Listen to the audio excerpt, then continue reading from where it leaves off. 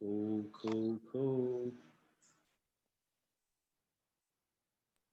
I'm trying to Feel find free to y'all. share it. Oh, here we go. Got it.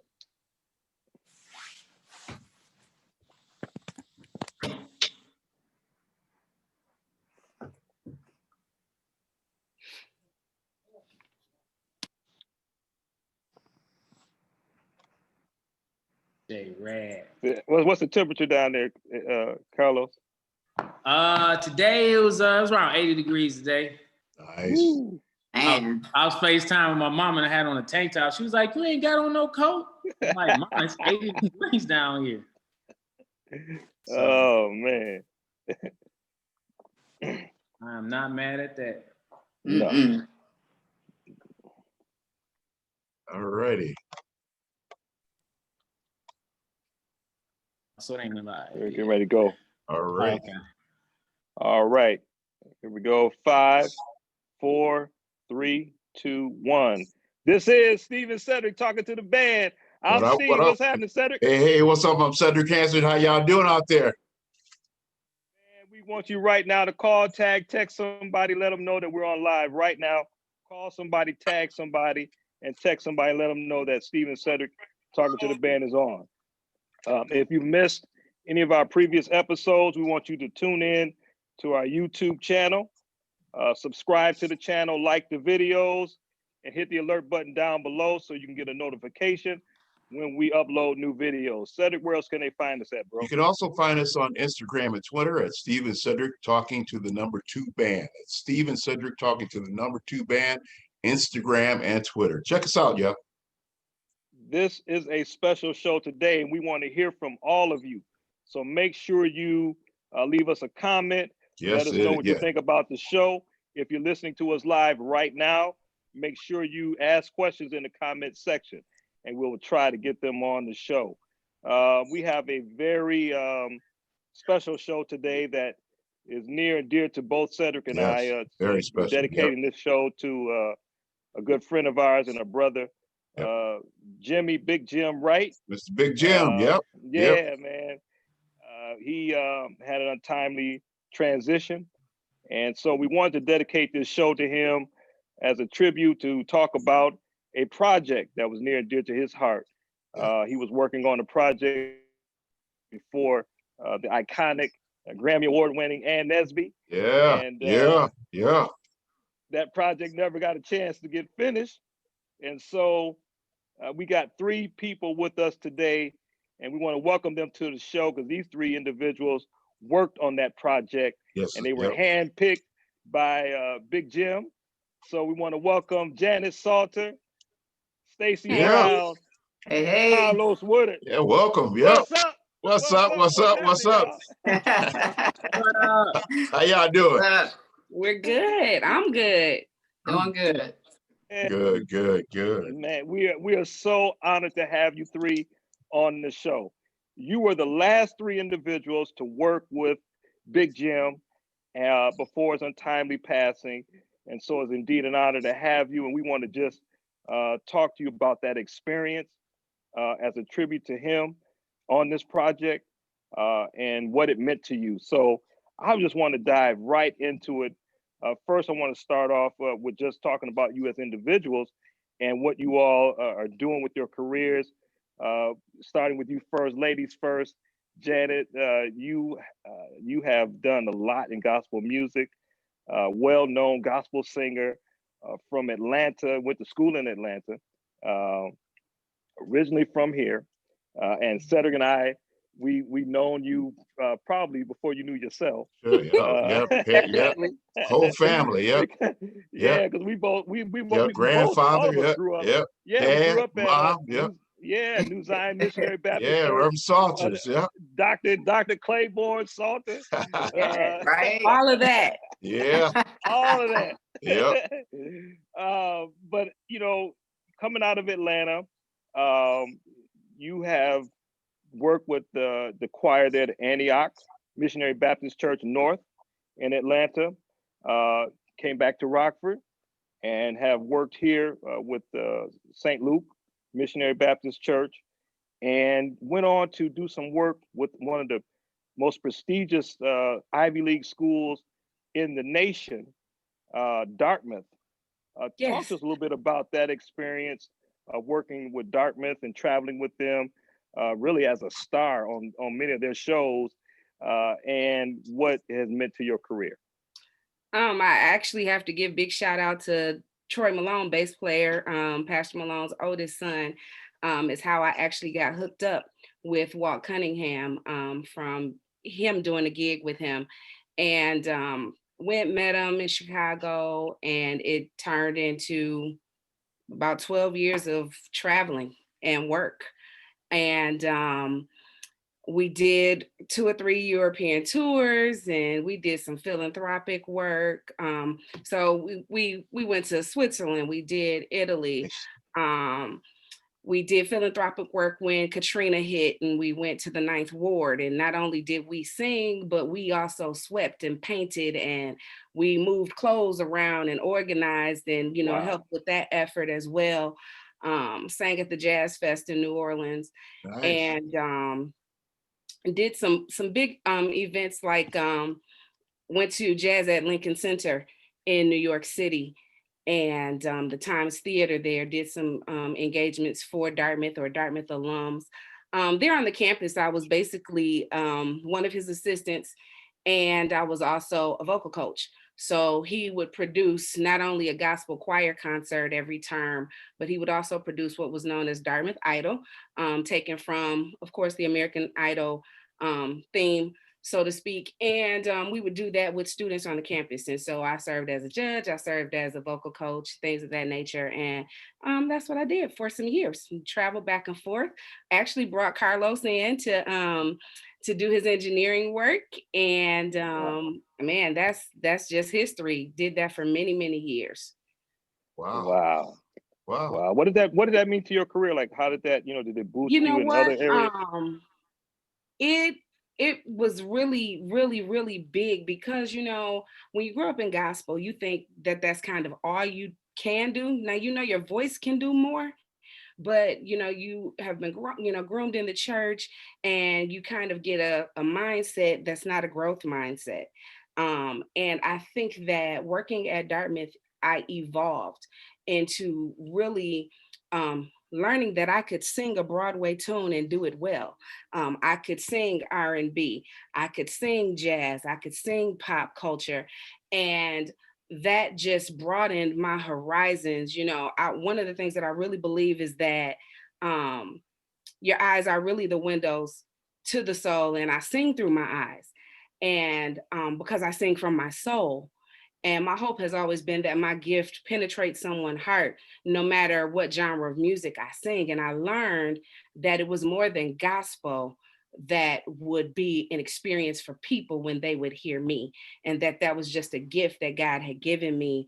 And it was bigger than staying in the 4 walls of any church. Wow. Nice. Wow. That's what's up. Wow. That's what's up. Yeah. Now, Staci Brown, you seem Yes. to be a relatively newcomer. Okay. I got a chance to check you out, I think about a year ago. And I was pretty blown Okay. away. You're very professional. You guys are great. Tell us a little. You got, first of all, you have a project coming out, or a project that's already out. Tell us about the project, and tell us about your career. Yeah. So I have a single out right now. It's called Healer. It's written by myself, Manuel Seal, who happens to be from Freeport, Illinois. Produced by Lauren McGee, Manuel Seal. Percy Beatty actually did some stuff on that song as well, out of Chicago. So a lot of people ended up putting their hands on that song. The song was actually done, this is 2020, back in 2017. And really things just started to evolve and almost took on a life of itself in regards to the different people that I started to come in contact with. So, I played them what I had, and they were like, we think it's great. We think it could be better. So that's what we did. And I'm happy that I actually did that because it ended up, we're on the Billboard charts right now. I don't know where we stand, but last I checked, I know it broke the top Billboard Gospel 100 for radio. Nice. So, you know, sometimes you just got to just wait and be patient and do stuff That's right. Yeah, sure. So it's that song is out right now. A full album is also done. Next year we'll release that as well. Wow. So tell us how you came about. How Staci Brown? Where'd you come from, and how'd you come about? How'd your music come about? So I'm born and raised in Rockford. I'm pretty much, I mean, I really stay to myself. So to be honest with you, that's why a lot of people probably don't know about me. Pretty just, I do work and that's it. But after I graduated from high school, the goal was to leave and go to college. And I ended up staying here because there was an opportunity to be in a girl group. So 2001, 2002, there was a group I was in called New Day. So Stan and Lynn Penix. Oh yeah. Yeah. If you recall, it was Bianca Aquanet, Cammie. They went on what was it, TRL or something like that. Okay. To surprise Michelle, they sang a cappella. They ended up getting a lot of buzz for what they did at the time. I remember that. Yeah, I remember that. I remember that show too. Yeah. And they came back home and they needed an extra member. So I was that extra member. DJ Rogers was the manager at the time of Penn Wash. And that's actually how I met Big Jim, because DJ was managing Big Jim at the time. So that's really where stuff started for me. I started to learn, what I could do, what I couldn't do. I really gravitated more to the back end stuff, the studio work, Pro Tools, doing backgrounds, writing, arranging. Wow. So my love for that really developed there. That's where it started. To be honest with you, I never really intended on wanting to be an artist. I kind of really don't. Really? Wow. But no, I could sit in the studio all day and just write and arrange and do backgrounds for other people and be fine. And I'll talk about that here in a second. But so that's where that started. But long story short, I felt the need to do a project. So 2013, I released my first project. It's called 1983 Love Diary. I was like, hey, I'm gonna do it, see what happens. Ended up doing pretty well. It sold over 10,000 copies. Nice. Wow. There's a million and one things I would do different to that project. Like I listen to it now and cringe. Were you on a label there? Were you on a label? Nope. It was all independent there? Independent, word of mouth. Really just released it, and it was it just kind of took on a life of its own. Wow.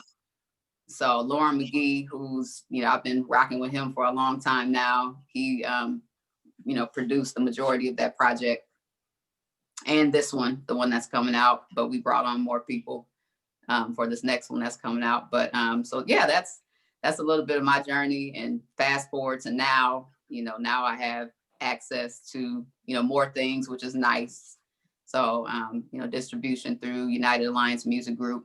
You got radio promoters, which is nice. So, you just keep leveling up what you do.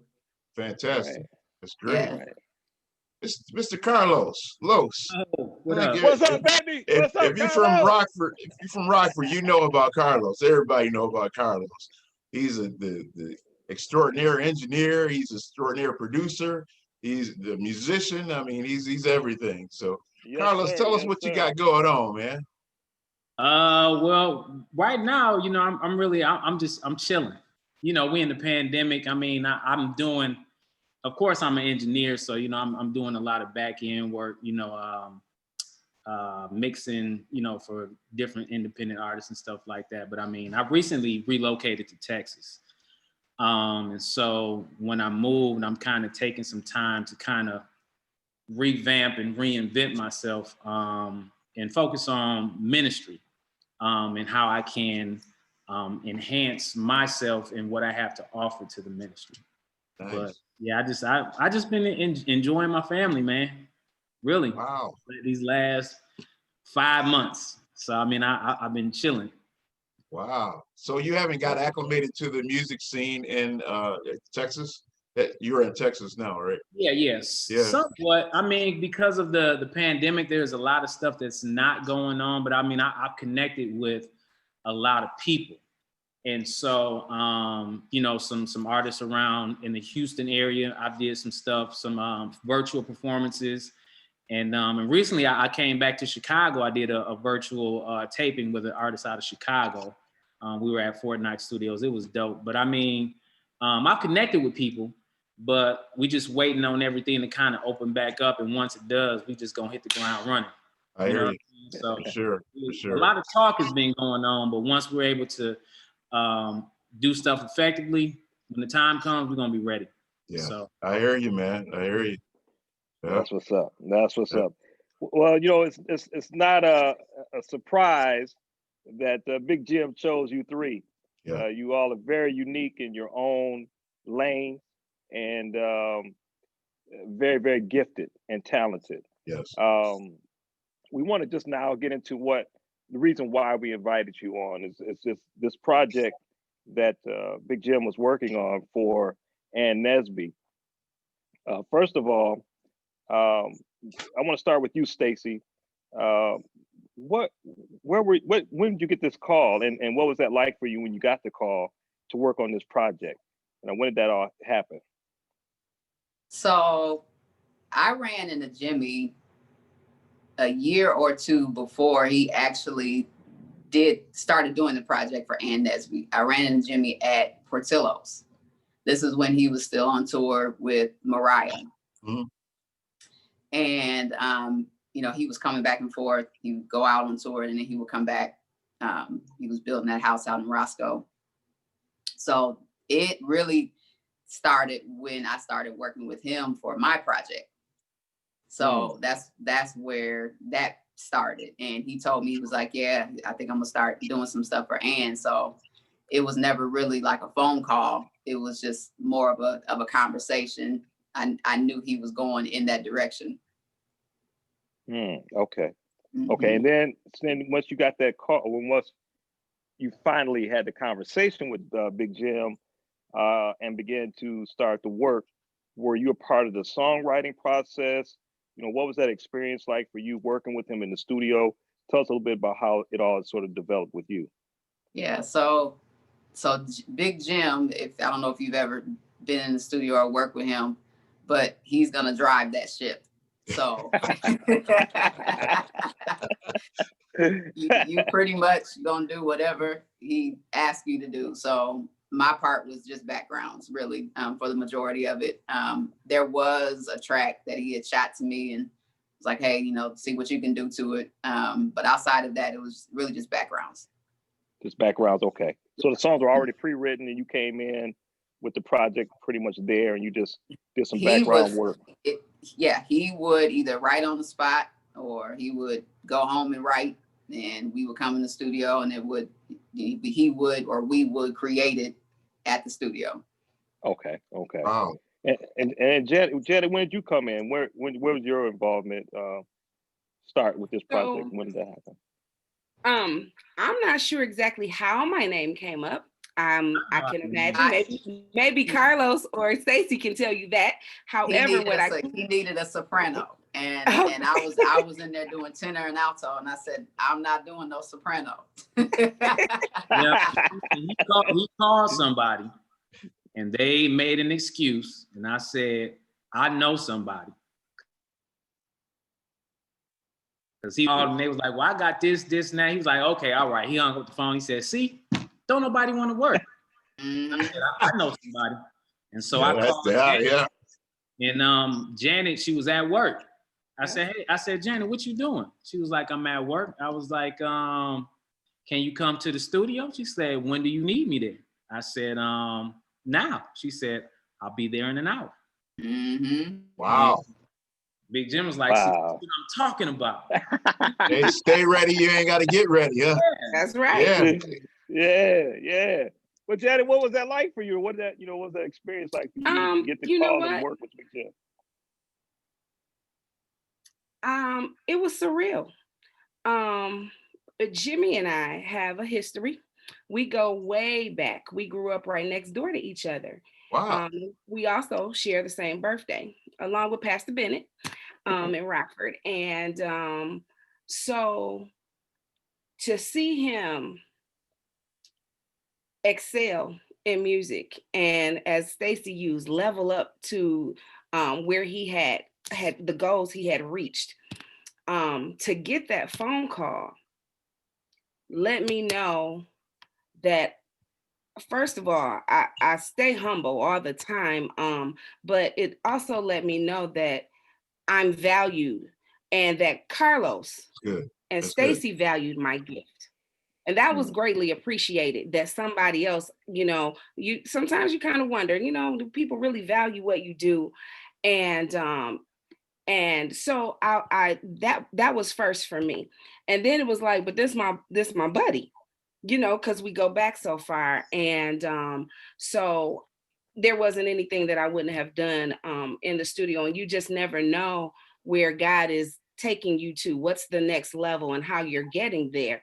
And that appeared to be just the right opportunity at the right time. And Carlos is right. I was finishing a master's program. I was working and teaching. I was still in my salon doing hair, but my love and my passion is standing in front of a microphone.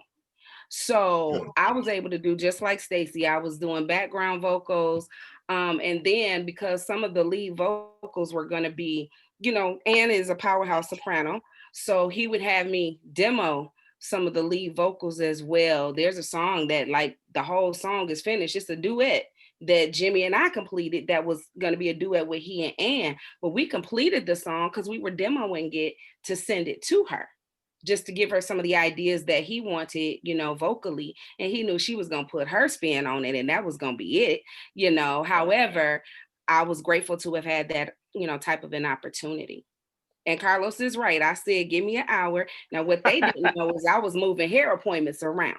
And I was like, let me do this and let me do this so I can get to do what I want to do, what I love doing. And so I made some moves and I got where I needed to get it done. Wow. Carlos, you at the center of all of this, man. Yeah, Carlos. So you got to start. How did all this kick off, man, with you and Big Jim? Well, see, the thing about me and Big Jim, I mean, we go way back. And he was trying to get me to, move wherever he moved for like years. But I'm a real family oriented type of person. And the first thing that come to thought is like, Big Jim, like, I need you, come out, do this. And I'm like, man, but I got a family, which he respected. And so, when he was staying out in California, whenever I come out there, he would pick me up, take me around, take me out to eat, take me to the studio, show me what he working on. And one thing that I will never forget, I was talking to him. I'm like, man, we should do something, basically saying, hey, put me on. And he told me, he said, you're my competition. Now, me and him, we're friends. Like, Wow. Like Michael Jordan and Charles Barkley, when they got to the court, they was just like this. But soon as the game over, hey, we teeing up. What time we teeing up? Right. So when he told me, I'm like, oh, okay. So from that point on, I'm like, well, you know what? I'm gonna be your friend, and if you ever need me for anything, I got you. And so when the idea had came up about the project for Ann, it took us maybe about 3 or 4 months to get started on it, because every time he would call me, he'd be like, come by, and I'd come by and we would just talk for hours. And, we would talk about Ann's project, like, hey, so I'm thinking I want to do a project for my sis, help her put it back in the game. And I'm like, hey, I'm down. You say the word, we can make it happen. Then we get to talking about other stuff, and next thing you know, man, it's 1, 2 o'clock in the morning. I'm like, hey, man, I gotta go.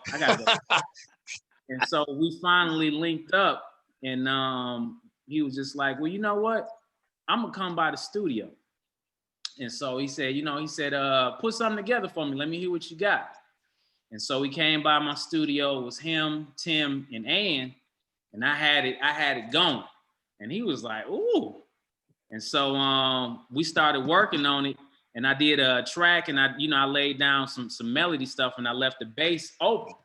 And so he was like, You mind? I'm like, hey, do your thing. And so he was doing his thing on the bass, and Ann was in the background singing, and we was just vibing.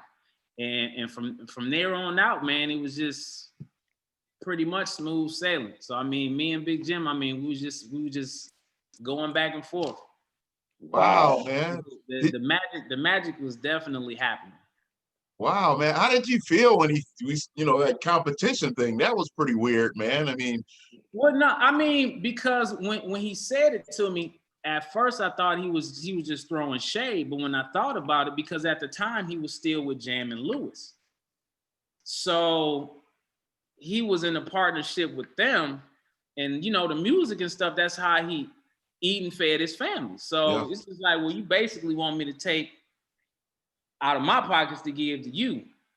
And I'm like, okay, but he did refer me, to some people in the industry. And he said, you know what? He said, you can use my name as a referral. And he put me in contact with some executives that were prominent at that time. And I got on a couple of projects, and unfortunately the artists that I was working with, they got dropped from the label. But it ain't like he was just like, nah, and he just, just kicked me to the curb. Yeah.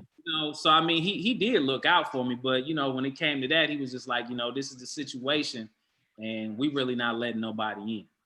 Did that put extra pressure? Did that put extra pressure on you?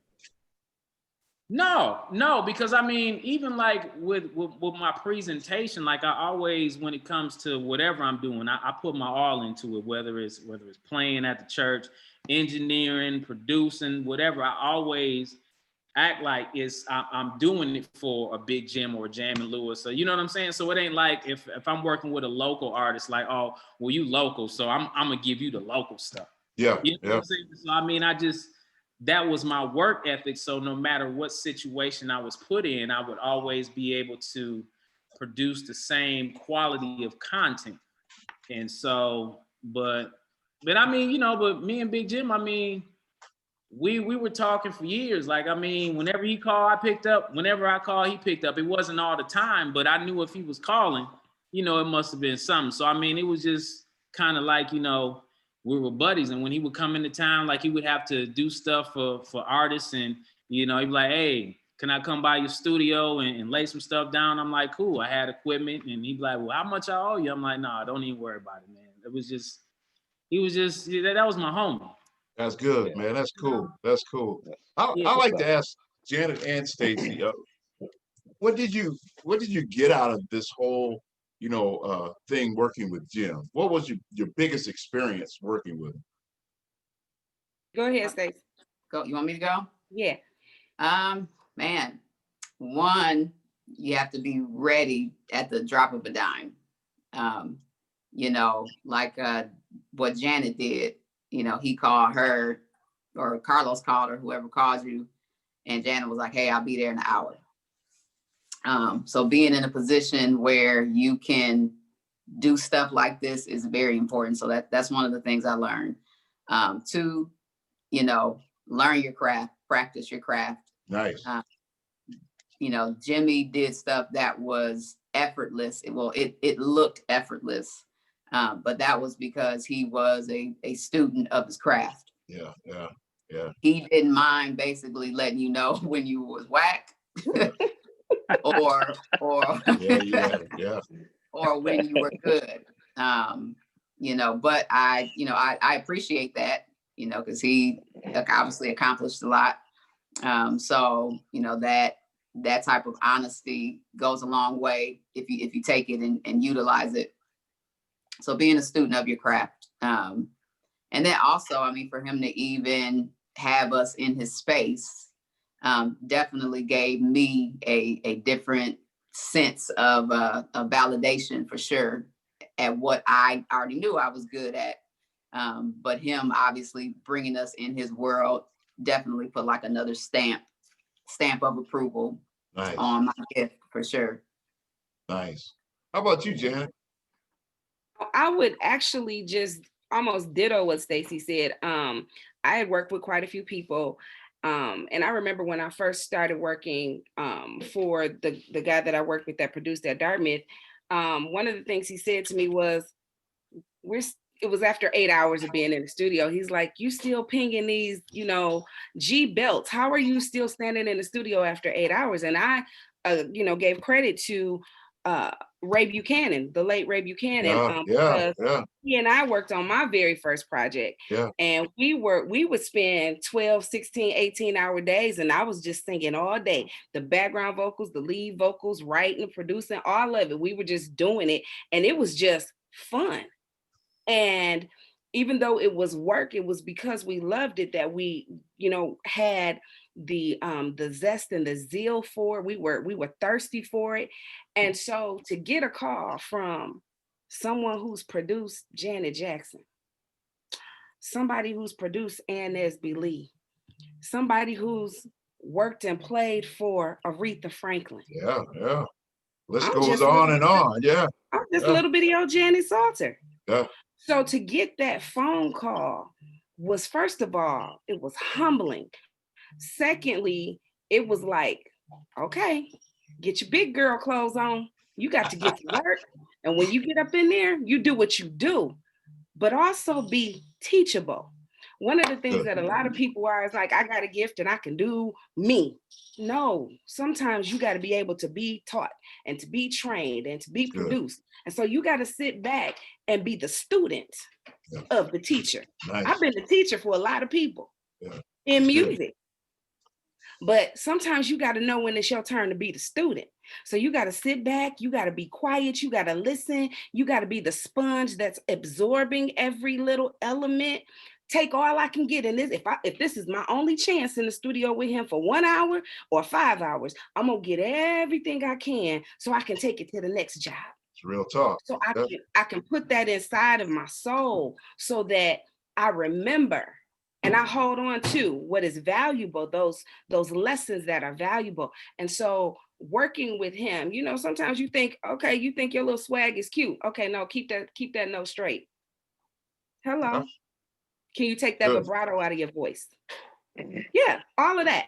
Good so stuff. being able to be taught and trained and being humble enough to sit back and learn something. You don't know everything. And I know I'm at the age that I am, I do not know everything and I'm still learning. And so I was willing to be taught and to be trained by what I consider one of the best. That's great. That's real good. Real good. Hey, Carlos, where are we on this project right now? Where are we? What's the status of the project right now? Well, for the most part, I mean, the project is really complete. The project that we did for Ann, the only thing that is missing is Ann's lead vocals. So she needs to go in the studio and cut the leads. And I've been talking with Terry Lewis. He called me and, you know, we talked and he told me, he said, you know, I really think this body of work needs to be presented to the world. And he was like, you know, Big Jim was really dear to my heart. So, you know, whatever I can do to make sure that this project sees the light, you know, I'm down to do. So, you know, and, you know, Ann, she got a lot going on. She's still doing engagements, and then Jam and Lewis, they're relaunching the Sounds of Blackness. So, you know, they're busy with that. So it's really just, I'm just waiting.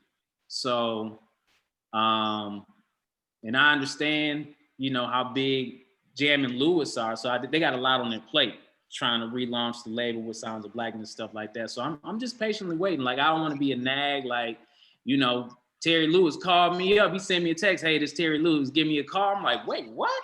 Hold on. And so, you know, I sent him the demo so he can take a listen to it. And, you know, he liked them. And he was like, you know, we gonna make it happen. So I'm patiently waiting. I'm so excited about it. What do we expect to hear out of this album? What do we expect to hear? The styles, you know, what do we expect to hear? Well, it's kind of like a mixture. I mean, we got a song that's kind of like a rock type song called Hold Your Head Up. I mean, it's nice, but I mean, it's just some real good music, you know. A1 production. I mean, me, I'm real into like knocking and really good drum stuff. You know what I'm saying? So you got that, and one thing that me and Big Jim have in common. I was working on the track, and I got this little sound model that has a vinyl sound effect on it. And so when I was, putting the stuff together, I put it on that sound. And I put it on. He was like, "Woo!" He was like, "You got some popcorn?" He called it popcorn. I said, "Yeah, man. I like to put that on all my records." He was like, "Oh man!" He was like, "I do." Every time we work on a song, he said, "Carlos, you gonna put that popcorn on?" I said, "Oh no." But I mean, it's love songs on there, songs about being redeemed and being forgiven. It's just, I mean, and I'm not just saying it because I was a part of the project, but I mean, it's just, it's a really awesome project. And I really think the world needs to hear it. And you can hear the love in the music. I mean, besides the long hours me and Big Jim spent working on stuff, like Staci would come in the studio, Janet would come in the studio and would be in there all night. And we would just, just have fun. Like it wasn't like work. You know what I'm saying? It was a bomb because I mean we've all worked together before, me, Staci, and Janet, and we spent long hours in the studio before. So it was just kind of like a family reunion, So I mean it was a very, very, very good experience. Man, I know. Did you have any? Go ahead, Cedric. Did you have any input on the writing? Did you do any writing on this project, Carlos? Yeah, it wasn't a lot. I mainly handled the production on it, and there were some songs that we collaborated on the writing about. But for the most part, he had some ideas of what he wanted to write, and so he kind of stuck with that. And if he needed my input, I gave it to him. But I was pretty much staying in my lane. Like I'm not finna be like, hey, well, we should do this, we should do that. And since, the studio was at my house, I would wake up early in the morning, get to working on some stuff, and I'd send it to him, and he'd call, I'm on my way. And we would just work from there. But he would be texting me and Staci lyrics. We would just get lyrics. Lyrics out of nowhere. No music, no nothing, just lyrics. Yeah. Like, okay, we'll be ready. Yeah, because I mean, the only thing I think I kind of persuaded him on, because when we first talked, he was like, yeah, we can go to this studio in Chicago and, we can cut this and cut that. I'm like, nah. I said, man, look, come to my studio. Now, mind you, my studio wasn't finished, but I've been doing it for so long. I know I get a good sound out of anything. So I said, come by. I said, let's record one song. And I said, and if you don't like it, we'll go to Chicago and we'll finish the project. We'll finish laying the vocals for the project. He came by and he was like, you know what? I'm sold. And nice. We did the whole project in my basement. Wow. That's what's up. In the corner with some baffles on the wall and some bass traps in the ceiling. Hey man, however you get it out. Yeah. But I mean, once you hear the project, you would never know. Because I mean, it's not about having the most expensive or fancy equipment or whatever. It's about knowing what you're working with. And as long as you know what you're working with and you can make it happen. There it is. That's very true. Yeah, that's very true, man. I know the public, man, is dying to hear this. What is it going to take to get it out, to get the project out? Well, there's you have the music side, and then you have the business side. Yeah. So we have to finish the music, which Ann needs to finish her lead vocals, and then we have to work out the business. And once we do that, I'm not sure if there's a label that's going to be involved or how we're going to get it out. And that's kind of one of the things that I was talking to Terry Lewis about. So I don't know if he wants to put her back under the imprint. What was it? I can't even remember the name of that label. Perspective label. Yeah. So, and even when we were working on the project, I reached out to a couple executives that I know at different labels. And, they said, we would be glad to take her on. I said, look, the project is done. You know, it was the last body of work Big Jim worked on. And so, you know, people were excited about it. So I just past that, that's above my pay grade, so to speak. That's not something that I don't try to do everything. I just want to do. I hear you. Yeah. I work where I'm needed. You know what I'm saying? I don't want to be this person of, well, I'm handling this and I'm handling that. And nah. Me either. I hear you on that. Me either. So that's pretty much what it is. So I mean, it'll come out when, I'm not sure, but I know it will come out. Great, fantastic. That's good. Yeah. I want to just get each one of you to talk on this. You know, at the time when you found out that he had transitioned, give us your feelings and your thoughts on where your headspace was at that time when you heard that news. Staci, you can start. Man, well, if I'm honest, I felt something was off. So, and I can't remember who I text. I don't know. I can't remember if it was Carlos, Janet. I know I text somebody. So Jimmy would, ever so often, he would, you know, just kind of just retreat to himself, right? Where we would take a week or two-week break from, you know, doing work. But this particular time, you know, we were, I guess, on what you would call a break. And he didn't, I'm sorry about that, my phone rang. Can you see me? Yep. Yes. Okay. But this particular time, he wasn't responding to any of the text messages. So I text somebody and I said, hey, have you heard from Big Jim? And they were like, nah, we haven't heard from him. And so I shot him a text one last time and I said, hey, Big Jim, just checking on you, seeing how you're doing. And he never responded, obviously. And then I got a call, I want to say it was on a Saturday, either Friday or Saturday, that, you know, someone had unfortunately found him and that he had transitioned. Yeah. Wow. Janet? So I was the person that she texted and I was kind of like, I knew it was somebody. Yeah, I was like, that's not quite like him. And then I was like, but you know, I know, you know, sometimes musical people retreat. Sometimes they just need to kind of get in their own space. And so you kind of give them that time. But then after a while, people usually will at least respond to you. Let them kind of even let you know, hey, I'm gonna be tied up for a few days, whatever. But for nobody to be getting anything, it was kind of like something's not right. So it was that eerie feeling of something's not right. And even for his family, you know, his mother was like, something's not right. And Carlos, his mom, it was all like, somebody better do a welfare check. Something ain't right. And I think I had communicated with Carlos and just kind of, you know, actually, I was like, well, did he decide to go a different way with music or did he go back out on the road? You know, I was kind of thinking all of those things were kind of swarming around in my head. And then when you get the call, it was just like, whoa, everything just kind of stopped because it was such a surprise.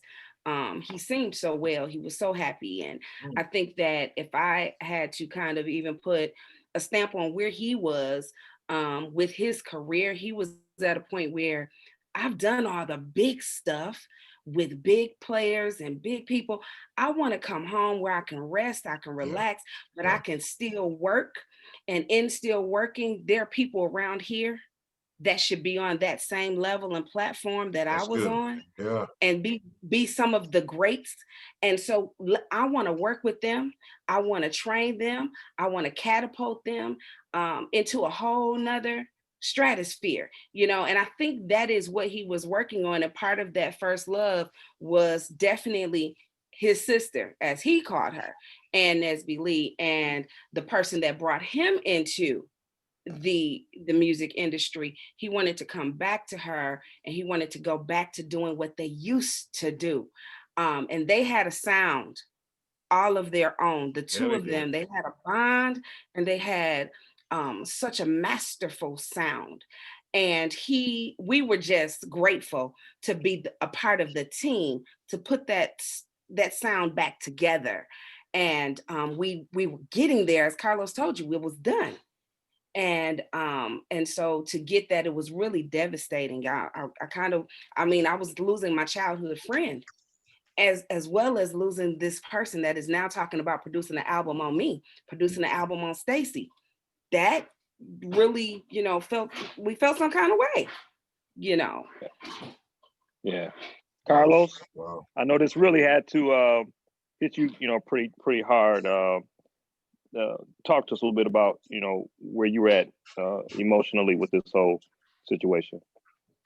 All right, I'm gonna try to get through this without crying, but we had just finished. Well, it wasn't supposed to be the last song, but we had just finished the song, and the day after that, he had texted me. He said, "You know what, Carlos?" He said, "The last song." He said, "That's it." He said, "We got the songs. The album's done." I'm like, "Okay, cool." And at the time, I had to go out of town with Janet to do some work for Diamond. So I'm like, all right, well, I'm getting ready to head out of town. I'll be gone for about a week. And so when I got back in town, I didn't hear from him. Mind you, we were talking every day. And so, and even if we weren't working, he would come by the house. My wife would cook. He loved my wife's cooking. And so when we haven't heard from him, my wife was like, "Have you heard from Big Jim?" And I'm like, "Nah." And she said, "Well, just hit him up, tell him I got some lasagna for him." So I text him and I didn't hear nothing back. And Doc Powell called me. Oh.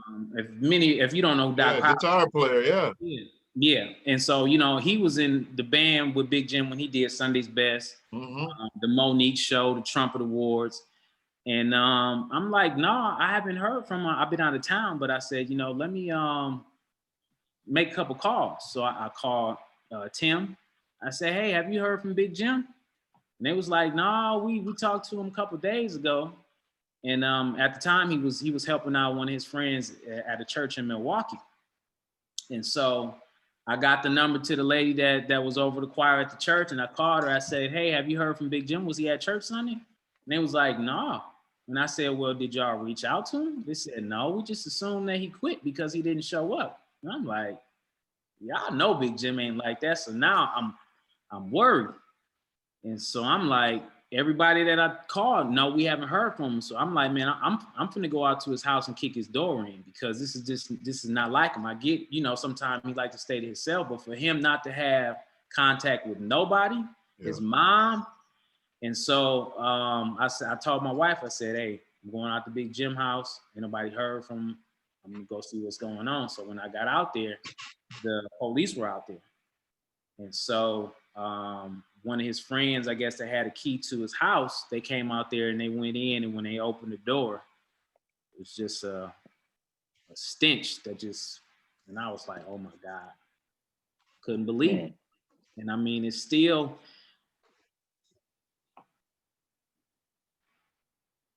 Man, totally understand. Yeah. Totally understand, man. Appreciate y'all thoughts, man. I know it was a tough time. And you all being the last three to really work with them. Yeah. I know that's really, really tough. But we certainly appreciate you all sharing this experience with us. We really want to see this project come back to life. I just believe, when I was talking to Cedric about doing this show, Cedric and I have talked about it, that we want to be use our platform to help breathe life back into it, to see that what Big Jim desired in his heart and in his mind,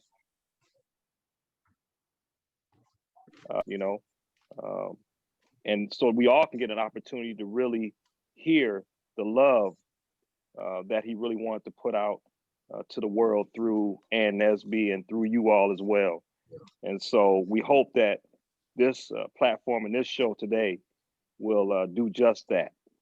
Put some life back into a project that meant a lot to someone that we all love and respected. Yep. And man, will forever be remembered, in this city, in Rockford, Illinois. That's right. That's right. Big Jim. Yeah. So if nobody else, want to give him that honor, we're giving him that honor right now. Yes, sir. Yep. With this show. So Yep. we thank you. We thank each and every one of you for coming on and being our guest today. I want to, before we sign off, I want the world to know who you are and how they can get in touch with you. So I'll start first with you, Carlos.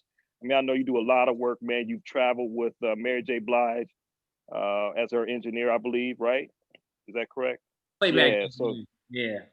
You've done some work out there, but if people want to get in touch with you for your talent and your gift, how can they get in touch with you? How can you be reached? Well, I mean, I'm on Facebook. I'm on all social medias.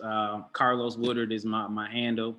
My email is carloswoodard@gmail.com. And I've had the same number for the last 20 years. So if you know anybody that has even heard of me, they have my number.